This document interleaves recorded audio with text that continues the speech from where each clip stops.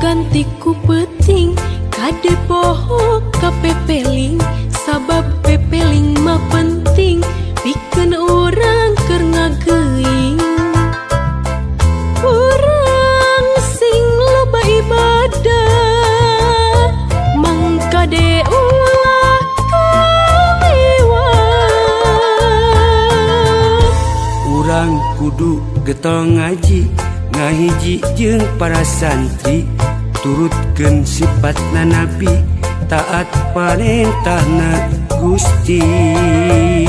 Salat zakat jeung torekat pikeun pibekeuleun ka akhirat. Sumujud kanu kawasa dibarengan ku ngadua, mugi-dugi pamantena ngarahirup menang kabacaan.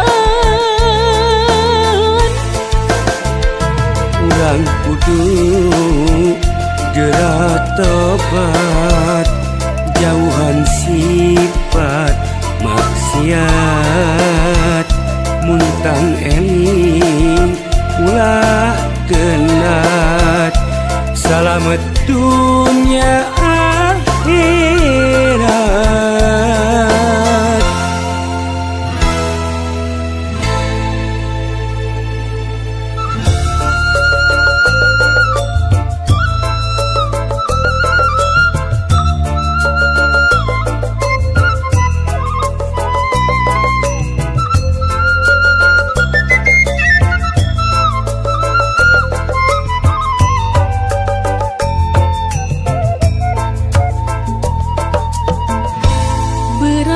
Ganti ku peting kade poho ka pepeling, sabab pepeling mah penting pikeun urang keur ngageuing.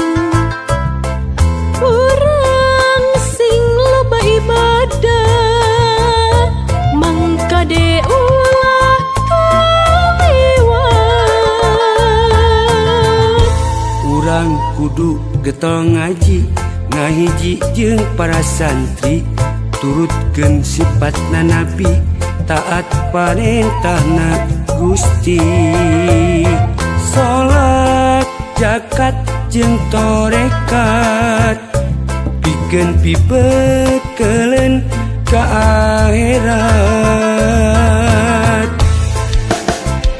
Sumujud kanu kawasa dibarengan ku ngadua, mugi-dugi pamantena ngarahirup menang kabacaan. Urang kudu gerak tobat, jauhan sifat maksiat,